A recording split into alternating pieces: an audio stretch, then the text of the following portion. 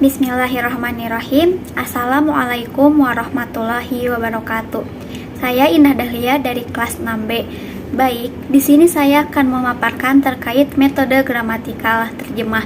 Adapun hal yang akan saya paparkan yaitu yang pertama, tujuan pembelajaran, yang kedua, materi ajar, yang ketiga, metode pengajaran, dan yang terakhir adalah tahapan pembelajaran. Bahasa Arab merupakan salah satu bahasa penting di dunia. Bahasa Arab merupakan sebuah bahasa yang digunakan sebagai bahasa nasional oleh sejumlah negara dan memiliki keterkaitan erat dengan suatu agama yang cukup diperhitungkan di dunia, yaitu agama Islam. Dengan demikian, bahasa Arab menjadi objek kajian yang dianggap penting di dunia, terutama di dunia Islam. Hal ini disebabkan karena minat dan kebutuhan orang-orang untuk mengetahui dan memahami bahasa Arab yang cukup signifikan. Untuk memberikan pembelajaran dan pengajaran bahasa Arab, tentunya kita memerlukan metode pengajaran supaya pembelajaran yang kita langsungkan menjadi efektif dan efisien serta memperoleh hasil yang memuaskan. Metode titik tolaknya terletak pada cara atau jalan yang akan ditempuh dalam penyajian pelajaran atau materi pelajaran tertentu sehingga mudah diterima dan diserap oleh anak didik. Dalam menggunakan metode yang tepat, diharapkan setidak-tidaknya dapat menghasilkan efektivitas pengajaran, di mana guru atau dosen dituntut untuk berkreativitas melakukan apa saja yang membuat siswa atau mahasiswa belajar.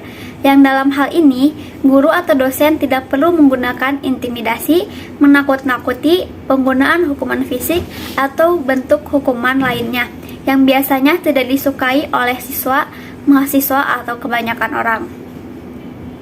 Salah satu metode pengajaran bahasa Arab adalah metode terjemah gramatikal, dan metode ini merupakan salah satu metode klasik dan unik. Lalu, apa itu metode gramatikal terjemah? Metode gramatikal terjemah atau dalam bahasa Arab biasa disebut dengan Thoriqoh al-Qawaid wa al-Tarjamah bisa dipahami sebagai sebuah metode yang menekankan pada pemahaman unsur gramatikal atau tata bahasa serta praktik penerjemahan dari bahasa terkait ke bahasa sasaran. Metode gramatikal terjemah adalah cara menyajikan bahan pelajaran dengan cara menghafal aturan atau kaidah-kaidah tata bahasa asing. Dasar pokok metode ini adalah hafalan kaidah, analisis gramatikal terhadap wacana, lalu diterjemahkan ke dalam bahasa yang digunakan sebagai pengantar pelajaran. Fokus utama metode ini bukan melatih para peserta didik agar pandai berkomunikasi secara aktif, melainkan memahami bahasa secara logis yang didasarkan pada analisis cermat terhadap aspek kaidah tata bahasa. Metode ini merupakan gabungan dari metode gramatika dan terjemah, di mana peserta didik akan dituntut untuk mempelajari berbagai kaidah dalam bahasa Arab dengan tujuan mencapai keterampilan membaca atau qiraah, menulis atau kitabah, dan menerjemahkan atau biasa disebut dengan terjemah. Kaidah-kaidah yang dipelajari tersebut dihafalkan dan dipahami, lalu kemudian dipraktikkan untuk menulis sebuah karangan menggunakan bahasa Arab. Metode ini adalah metode yang paling populer sekaligus klasik dalam pembelajaran bahasa Arab yang digunakan dari dulu bahkan hingga sekarang di berbagai lembaga pendidikan, baik pendidikan formal maupun pendidikan informal. Salah satu contoh lembaga pendidikan yang secara kental menggunakan metode ini adalah pendidikan di pesantren-pesantren tradisional, di mana pesantren tradisional amat memfokuskan pembelajaran bahasa Arab pada aspek gramatikal dan terjemah dengan berbagai kitab-kitab klasik sebagai referensinya. Lalu, apa saja tujuan dari metode gramatikal terjemah?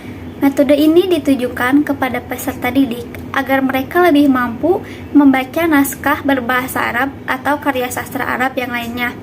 Lalu, agar mereka memiliki nilai disiplin dan perkembangan intelektual. Pembelajaran dalam metode ini didominasi dengan kegiatan membaca dan menulis. Adapun kosakata yang dipelajari adalah kosakata dari teks bacaan, di mana kalimat diasumsikan sebagai unit yang terkecil dalam bahasa. Ketepatan terjemahan diutamakan dan bahasa ibu digunakan dalam proses pembelajaran. Lalu, bagaimana tahapan-tahapan pengimplementasiannya?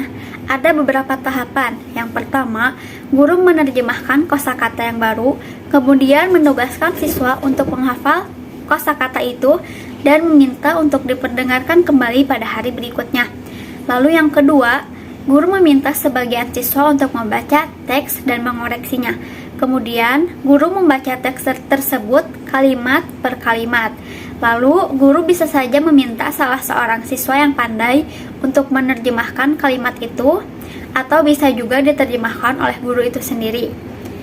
Yang ketiga, guru mengeluarkan kaidah-kaidah nahwu dari teks tersebut, kemudian menjelaskannya dengan penjelasan yang terperinci, atau bisa meminta siswa untuk menyusun kalimat yang sesuai dengan kaidah tersebut. Dan selanjutnya, siswa memulai untuk menjawab latihan dari soal-soal yang telah diberikan. Yang keempat, guru memberi tugas kepada siswa untuk menghafalkan tata bahasa di luar kepala dan memperdengarkan pada kesempatan yang akan datang. Tahapan yang kelima yaitu bisa saja guru menyuruh siswa untuk menerjemahkan teks dengan terjemahan bebas. Nah, untuk selanjutnya masuk ke materi ajar. Insya Allah di sini saya akan menjelaskan tentang pembagian isim berdasarkan jumlah. Isim berdasarkan jumlah dibagi menjadi 3, yaitu isim mufrad, isim musanna atau disebut isim tasniyah, dan isim jamak. Yang pertama yaitu isim mufrad adalah asal dari seluruh bentuk yang nantinya seluruh kata bersumber dari isim mufrad ini. Isim mufrad yaitu kata benda yang menunjukkan jumlah satu atau tunggal. Nah, kita lihat contoh. Yang pertama ada kata muslimun yang artinya seorang muslim. Jadi kata ini tunggal ya. Bisa dilihat dari artinya itu seorang, tunggal atau satu. Lalu contoh yang berikutnya itu baitun, sebuah rumah. Kursiyun, sebuah kursi. Maktabun, sebuah meja. Dan qalamun, sebuah pena atau pulpen. Lalu yang kedua yaitu isim musanna. Isim musanna disebut juga dengan isim tasniyah. Isim musanna ini menunjukkan jumlah 2 atau ganda. Isim musanna dibentuk dengan menambahkan huruf pada isim mufrad, yaitu huruf alif dan nun dalam keadaan marfu, dan selain itu isim musanna bisa juga dibentuk dengan menambahkan huruf ya dan nun dalam keadaan mansub dan jar. Nah, contohnya yang pertama ada muslimani.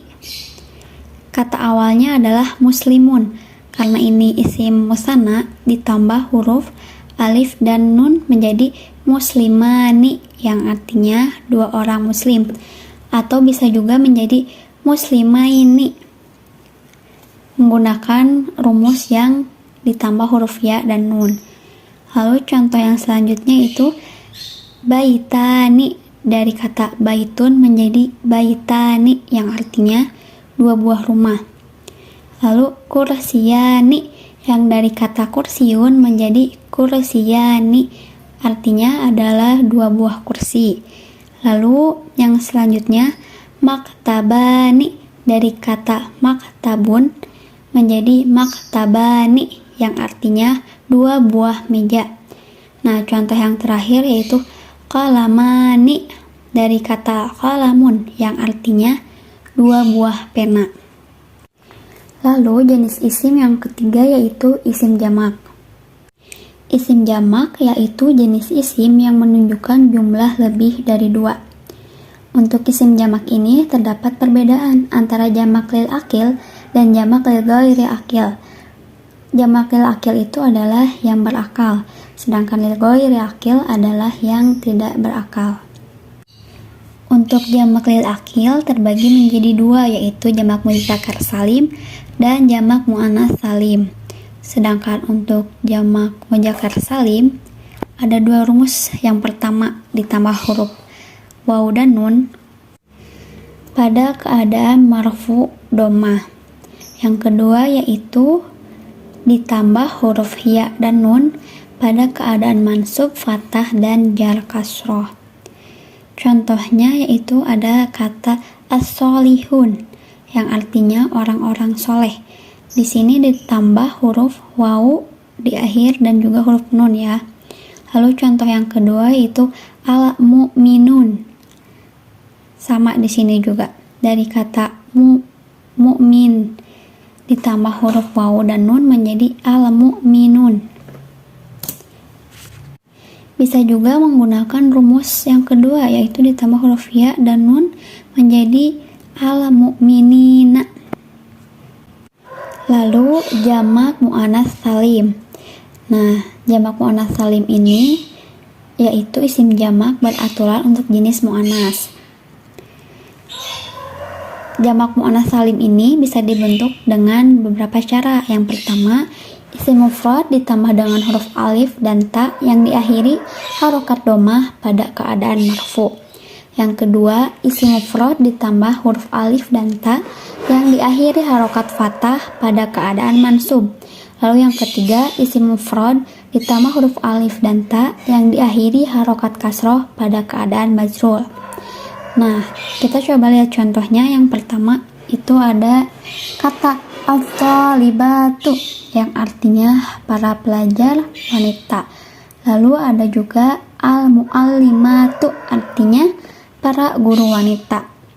Contoh yang terakhir yaitu al-tibibatu yang artinya para dokter wanita. Jadi jamak muannats salim ini memang khusus untuk muannats ya.